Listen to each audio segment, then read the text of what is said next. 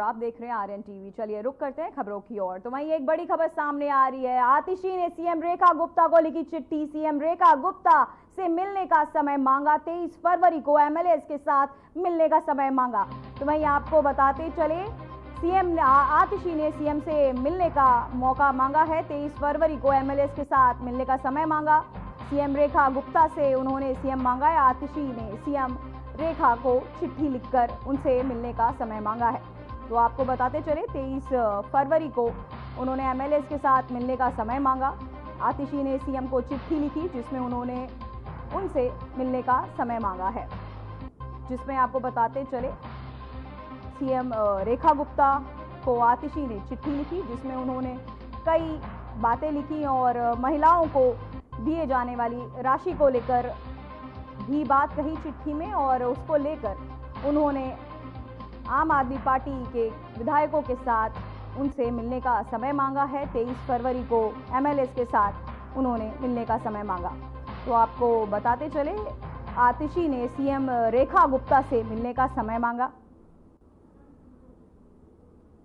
और 23 फरवरी को एमएलए के साथ वो सीएम से मिलने का मौका मांगा है। उन्होंने सीएम रेखा गुप्ता से मिलने का समय आतिशी, पूर्व सीएम आतिशी, उन्होंने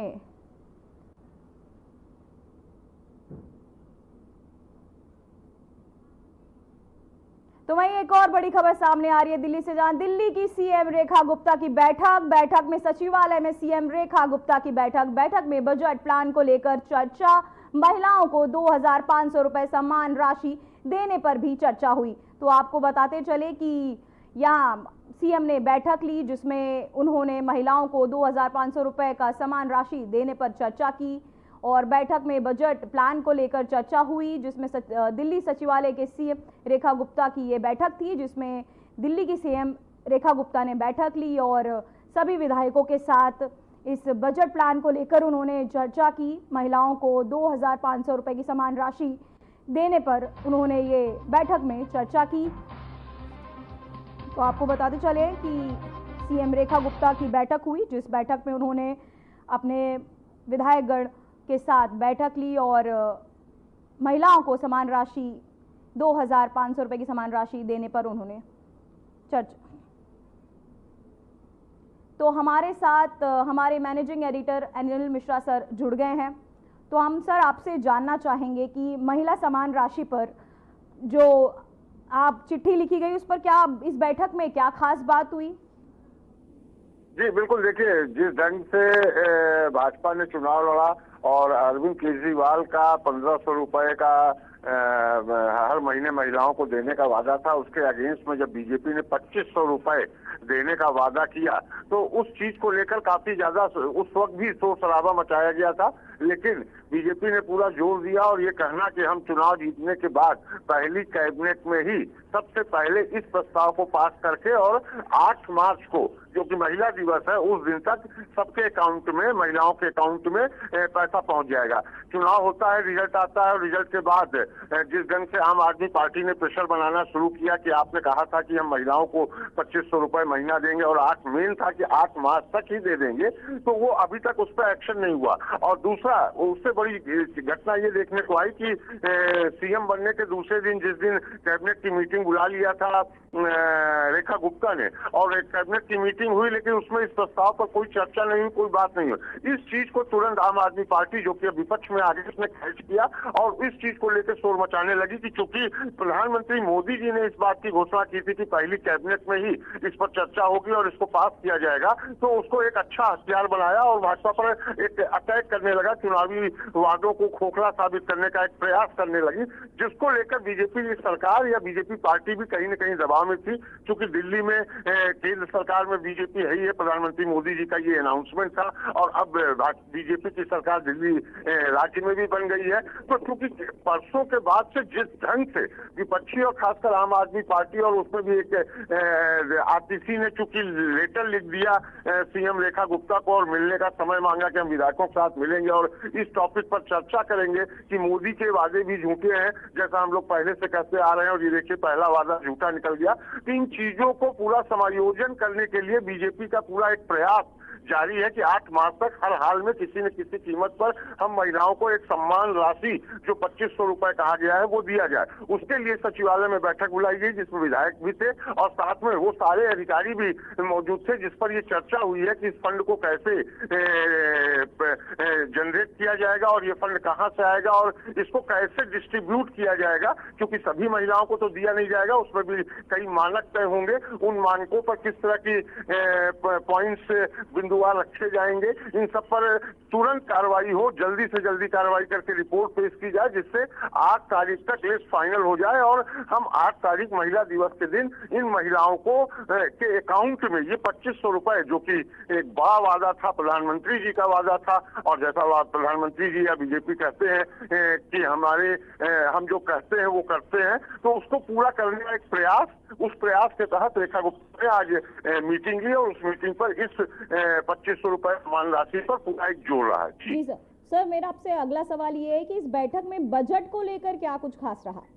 निश्चित रूप से, चूंकि सरकार बनी है और अभी उसका बजट आना है, चूंकि चुनाव होना था इसलिए पूरा बजट के थ्रू मार्च वाला काम निकाल लिया जाता है। अब इसके बाद नया साल, नया सेशन शुरू होगा तो उसमें बजट होगा, तो बजट की भी एक कार्य रूपरेखा जिसको कहते हैं किस तरह बनेगी, कैसे बनेगी, चूंकि वित्त मंत्रालय रेखा गुप्ता स्वयं अपने पास रखा है, स्वयं सीएम है, तो वो उसके अधीन उन्होंने अपने अधिकारियों को और वित्त विभाग के जितने भी जिम्मेदार लोग हैं उनके तहत एक चर्चा करना, वित्त बजट को समायोजन करना जिसे कहते हैं, और उसमें इस 2500 रुपए जो महिलाओं के लिए सम्मान राशि के रूप में घोषणा की गई है उसका समायोजन कैसे हो और उसको सबसे पहले से निकाला जाए, इस पर भी विस्तृत चर्चा की गई है। निश्चित रूप से अब बजट पर कार्रवाई जल्द से जल्द शुरू हुई, चूंकि बीजेपी सरकार का या यूं कहें दिल्ली सरकार का सेशन अब जब नया शुरू होगा तो उसमें आगे की कार्रवाई की जाए। दिल्ली चुनाव के दौरान जो पार्टी ने घोषणाएं की हैं, वादे किए हैं, या दिल्ली को सुरक्षित, सुंदर और सुसज्जित बनाने का जो एक वादा रोज किया जा रहा है, जिसमें यमुना की सफाई भी है और अन्य तरह की जो केजरीवाल सरकार के द्वारा की योजनाएं चलाई जा रही थी उस पर आंच ना आने पाए, उन सबका कैसे एक संतुलित बजट बनाया जाए, इस पर काफी चर्चा हुई है। अब ये जब तक बजट पेश नहीं करेंगे तब तक इसकी बहुत ज्यादा विस्तार से नहीं किया जा सकता, लेकिन हाँ, सरकार कहीं न कहीं एक्शन में आ गई है। जी सर, मेरे एक और सवाल है आपसे कि महिलाओं की समान राशि को लेकर अपडेट क्या है इस पर? नहीं, अभी महिलाओं की सम्मान राशि देने का अभी कल भी रेखा गुप्ता जी से पूछा गया था, जो कि सीएम है, उनसे पूछा गया था कि भाई प्रधानमंत्री मोदी जी का ये वादा था कि पहली कैबिनेट में प्रस्ताव पास कर दिया जाएगा और 8 मार्च को सम्मान राशि दे दी जाएगी, लेकिन आपकी पहली कैबिनेट हुई और उसमें कोई इस तरह का प्रस्ताव नहीं पास हुआ, जिसको बीजेपी बड़े साफ शब्दों में कह रही है कि हमने जो वादा किया है वो पूरा करेंगे। 8 मार्च को पैसा देने का वादा है, वो 8 मार्च को ही हम देंगे। उनके बड़े से बड़े नेता से लेकर छोटे नेता तक का ये अभी लगातार स्टेटमेंट आ रहा है, और जिसके तहत आप आज गुप्ता ने सचिवालय में बैठक भी ली, उसमें सचिवालय के अधिकारी भी थे, विधायक भी थे, और इसी टॉपिक पर एक जिसको कहते हैं गंभीरता से विचार करना, और आगे क्योंकि इसी के साथ बजट भी आना है तो बजट में इसका कैसे समायोजन किया जाए, कैसे इस फंड को, क्योंकि छोटी मोटी राशि नहीं है, जो हम लोग का एक आकलन है लगभग 6000 करोड़ रुपए का एक खर्च आएगा, तो इस खर्च को कहां से निकाला जाए, कैसे निकाला जाए और इसको कैसे डिस्ट्रीब्यूट किया जाए, वो कौन सी महिलाएं होंगी, उनको कैसे दिया जाएगा, उसका क्या एक जिसको कहते हैं रूपरेखा तय करना, उन सब पर निश्चित रूप से अभी एक प्रथम चर्चा हुई है, पहली बैठक हुई है, क्योंकि इससे पहले अभी इस तरह का कोई भी योजना केजरीवाल सरकार के द्वारा भी नहीं चलाई जा रही थी। तो अभी उन महिलाओं को चिन्हित करना, किसको देना है और उनकी पूरी एक लिस्ट तैयार करना, उस पर कार्य निश्चित रूप से एक जिसको कहते हैं तीव्र गति से शुरू किया जाएगा। अब जो जो समय पास होगा तो बीजेपी पर एक दबाव रहेगा, क्योंकि 8 मार्च को महिला दिवस है, इनको हर हाल में पैसा देना है, प्रधानमंत्री मोदी जी का वादा है, तो उस पर ये एक जिसको कहते हैं कि तेज एक्शन में काम करेंगे। जी, इस खबर पर आपकी पूरी जानकारी के लिए बहुत बहुत धन्यवाद सर।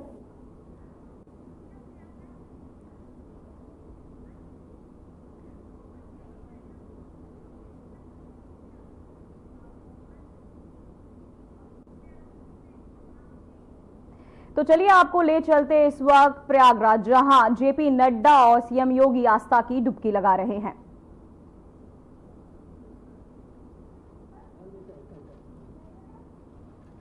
तो आपको बताते चले, जेपी नड्डा और सीएम योगी इस अवसर पर प्रयागराज में इस वक्त मौजूद हैं और आस्था की डुबकी लगा रहे हैं। सीएम योगी संग इस बार जेपी नड्डा भी प्रयागराज पहुंच चुके हैं और सीएम योगी संग आस्था की डुबकी लगा रहे हैं। आप तस्वीरों में देख रहे हैं कैसे सीएम योगी और जेपी नड्डा मां गंगा और संगम घाट पर आस्था की डुबकी लगाते हुए, और त्रिवेणी पहुंची बीजेपी के राष्ट्रीय अध्यक्ष सीएम योगी भी साथ में आस्था की डुबकी लगाते हुए, और भी कई विधायक संग आस्था की डुबकी लगाते हुए, जहां सीएम योगी ने जेपी नड्डा संग आस्था की डुबकी लगाई।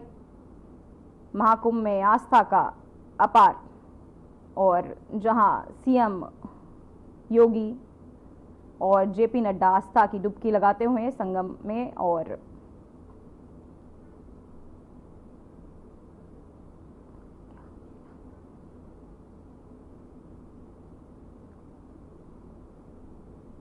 उनके संग कई राष्ट्रीय अध्यक्ष भी मौजूद, और सीएम योगी संग कई विधायकों और राष्ट्रीय अध्यक्षों ने आस्था की डुबकी लगाई।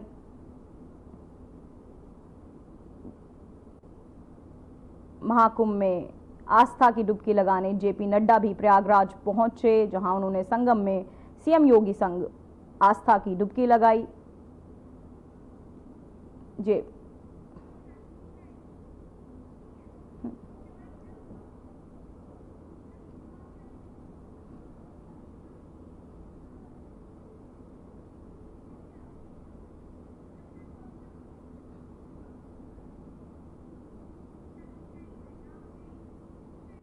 तो वहीं आप देख रहे हैं सीएम योगी जेपी नड्डा साथ संगम घाट पहुंचे, जहां सीएम योगी जेपी नड्डा संग आस्था की डुबकी लगाते हुए संगम में नजर आ रहे हैं। साथ ही कई विधायकगण भी मौजूद, और सभी साथ में आस्था की डुबकी लगाते हैं। तो वहीं आप देख रहे हैं पूजा अर्चना करते हुए सीएम योगी और जेपी नड्डा नजर आ रहे हैं। सीएम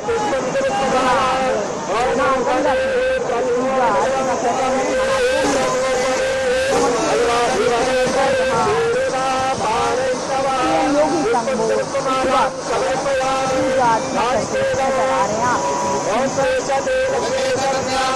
बताते चले जेपी नड्डा पहुंचे प्रयागराज, जहां सीएम योगी उनके वहां मौजूद रहे और उनके साथ उन्होंने आस्था की डुबकी लगाई। उसके बाद साथ मिलकर दोनों ने पूजा अर्चना की। संगम घाट पहुंच के वहां उन्होंने मां गंगा का आशीर्वाद लिया। कई विधायकगण भी इस वक्त वहां मौजूद, और सीएम और जेपी नड्डा संग पूजा अर्चना करते हुए महाकुंभ का ये अवसर, जहां सीएम योगी और जेपी नड्डा एक साथ पूजा अर्चना करते हुए इस वक्त आपको दिखाई दे रहे हैं।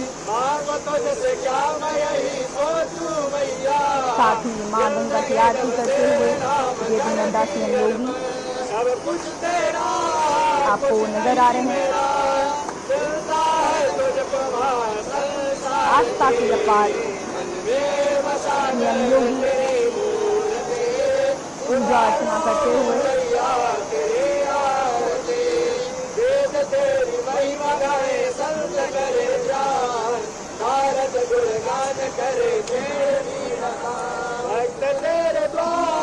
करते हैं पुकार, हम सब तुम्हारी माँ करे आरती, मन में बसा कर तेरे उतारो में मैया तेरे मौजूद रहे, उनके साथ उन्होंने आरती की संस्कार नमन किया। साथ मिलकर सबने पूजा अर्चना की। गंगा में डुबकी लगाई।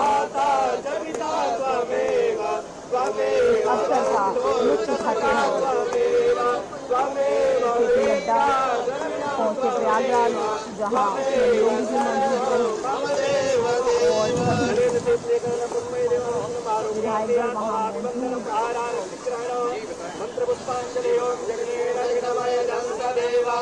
ये महाकुंभ का 41वां दिन, जहाँ जेपी नड्डा सीएम योगी आपको पूजा अर्चना करते हुए नजर आ रहे हैं।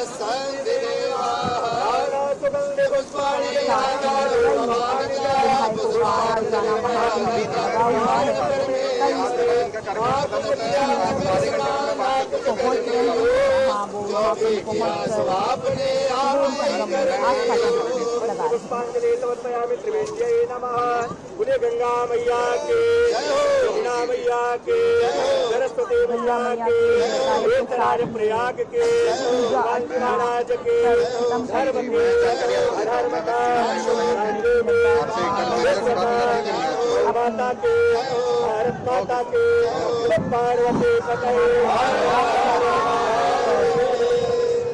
दिखाते हुए जेपी नड्डा, योगी और कई विधायक साथ में अपनी मां गंगा को नमन किया, आज पूजा अर्चना की, अपनी आस्था दिखाई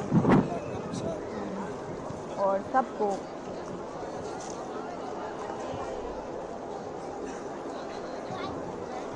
और आपको बताते चले वहाँ महाकुंभ में सुरक्षा व्यवस्था भी काफी लग रही है, जहाँ सुरक्षा कर्मी जगह जगह तैनात और सभी लोग वहाँ मौजूद और सभी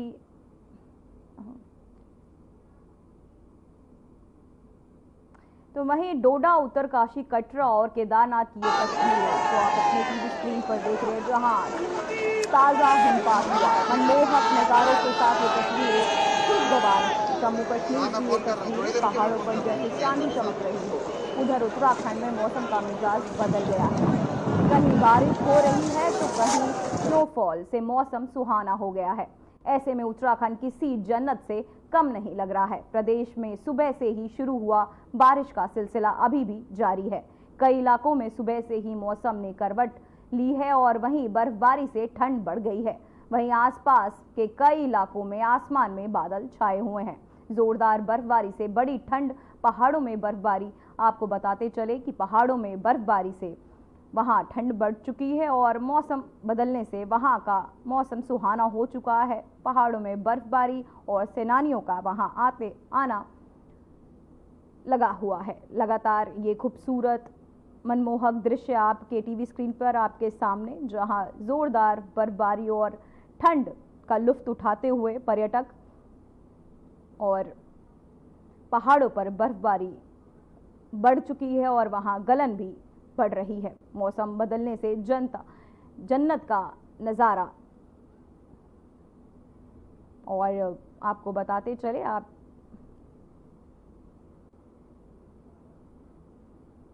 तो वहीं केंद्रीय मंत्री और बीजेपी राष्ट्रीय अध्यक्ष जेपी नड्डा महाकुंभ मेले में शामिल होने के लिए प्रयागराज पहुंचे। इस दौरान उत्तर प्रदेश के मुख्यमंत्री योगी आदित्यनाथ ने उनका गर्मजोशी से स्वागत किया।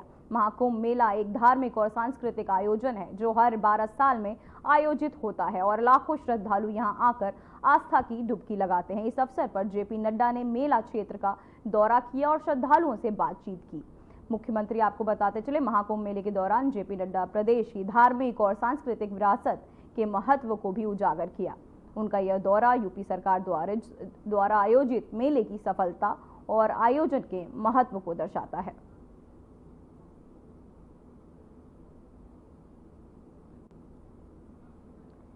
तो आपको बताते चले महाकुंभ की तैयारियों पर हुई चर्चा और सीएम योगी ने किया जेपी नड्डा का स्वागत, जहां वो वहां पहुंचे लोगों से भी मिले, उनसे बातचीत की।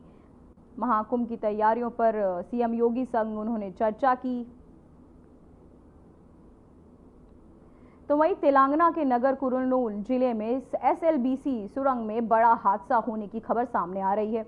दरअसल सुरंग की छत का 3 मीटर हिस्सा धंस गया है। यह घटना अमरादाबाद मंडल के डोमलेपेंटा के पास की बताई जा रही है। बता दें कि एसएलबीसी सुरंग परियोजना का काम हाल ही में फिर से शुरू किया गया था। अधिकारियों ने बताया कि सुबह मिट्टी का मलबा गिरने लगा, जिसके बाद स्थिति को भांपने की सभी मजदूरों ने वहां से निकलने लगे, लेकिन 43 मजदूर नहीं निकल सके, जबकि 7 मजदूर अंदर फंस गए हैं। सिंचाई विभाग और पुलिस बचाव अभियान चला रही है। वहीं तेलंगाना के सीएम रेवंत रेड्डी ने सुरंग हादसे पर दुख जताया है और अधिकारियों को बचाव कार्यों को प्राथमिकता देने का निर्देश दिया है।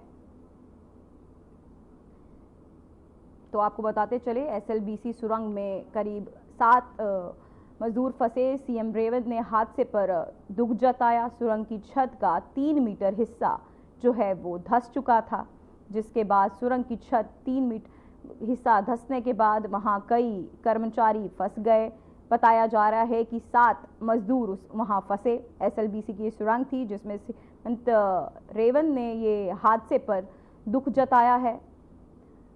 एसएलबीसी में सुरंग में फंसे 7 मजदूर और आपको बताते चले, सीएम रेवंत ने इस हादसे पर दुख जताते हुए सुरंग की छत जो 3 मीटर अंदर धंस चुकी थी, जिस पर उन्होंने अपना दुख जताया, जिसमें 7 मजदूर बताए जा रहे हैं कि घायल हो गए। तो वहीं प्रधानमंत्री नरेंद्र मोदी के 24 फरवरी को बिहार दौरे पर आरजेडी नेता तेजस्वी यादव ने तीखा हमला बोला। तेजस्वी यादव ने कहा, हर दिन कोई ना कोई आएगा, दिल्ली का चुनाव खत्म हो गया, अब सभी लोग बिहार आ रहे हैं। इन लोगों का बिहार और बिहार के लोगों से कोई लेना देना नहीं, ये केवल सत्ता में कसे रहने और उसी उद्देश्य से बिहार आ रहे हैं। तेजस्वी ने यह भी सवाल उठाया कि क्या ये लोग बिहार को फैक्ट्रियां देने आ रहे हैं? क्या वे पलायन रोकने, गरीबी खत्म करने, महंगाई कम करने और बेरोजगारी समाप्त करने आ रहे हैं? इसके आगे उन्होंने क्या कुछ कहा, आइए आपको सुनाते हैं। हर दिन कोई ना कोई आएगा, आ रहा है कि नहीं आ रहा है? बोला दिल्ली का चुनाव खत्म हो, सब लोग कूद कूद के बिहार आएंगे। इन लोगों को बिहार से, बिहार के लोगों से लेना देना नहीं है, केवल ये सत्ता में काबिज कैसे रहे, तिगरम और डीलिंग कैसे किया जाए, मैनेजमेंट कैसे किया जाए, इसी काम के लिए आ रहे हैं। कोई काम के लिए थोड़ी आ रहे हैं। कोनो बिहार को फैक्ट्री देने के लिए आ रहे हैं, कोनो पलायन रोकने के लिए आ रहे हैं, कोनो गरीबी रोकने के लिए आ रहे हैं, कोनो महंगाई खत्म करने के लिए आ रहे हैं, कोनो बेरोजगारी खत्म करने के लिए आ रहे हैं। क्या ये लोग तो आ रहे हैं अपने स्वार्थ के लिए आ रहे हैं। तो वहीं आम आदमी पार्टी की नेता आतिशी ने दिल्ली की मुख्यमंत्री रेखा गुप्ता को पत्र लिखकर दिल्ली में महिलाओं को 2500 रुपए प्रति माह देने की योजना के संबंध में 23 फरवरी 2025 को आप विधायक दल से मिलने का समय मांगा है। आतिशी ने पत्र में यह अनुरोध किया है कि मुख्यमंत्री रेखा गुप्ता इस योजना पर पार्टी के विधायकों से बैठक करें, ताकि योजना की व्यापकता और इसके प्रभाव का आकलन किया जा सके। साथ ही कहा कि यह योजना महिलाओं के आर्थिक सशक्तिकरण को बढ़ावा देने में मदद करेगी और इससे दिल्ली की महिलाओं को वित्तीय स्वतंत्रता मिलने में अहम भूमिका निभाई जा सकती है।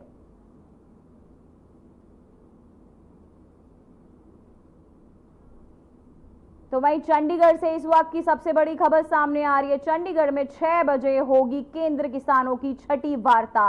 कृषि मंत्री प्रहलाद होंगे मीटिंग में शामिल। एमएसपी समेत अन्य मांगों पर होगी चर्चा। किसान नेता सरवन सिंह ने दी चेतावनी, कहा परिणाम नहीं निकले तो करेंगे दिल्ली कूच। डेलेवाल के साथ पहुंचे 28 किसान नेता। डेलेवाल ने एम्बुलेंस के जरिए लाए जाएंगे चंडीगढ़। तो आपको बताते चले, किसानों और केंद्र के बीच होगी ये बैठक। तो आपको बताते चले कि अब चंडीगढ़ में इस वक्त की बड़ी खबर जो सामने आ रही है कि चंडीगढ़ में होगी केंद्र किसानों की छठी वार्ता। कृषि मंत्री प्रहलाद होंगे मीटिंग में शामिल। एमएसपी समेत अन्य मांगों पर चर्चा हो सकती है। किसान नेता श्रवण सिंह ने ये चेतावनी दी, कहा कि अगर परिणाम नहीं निकले तो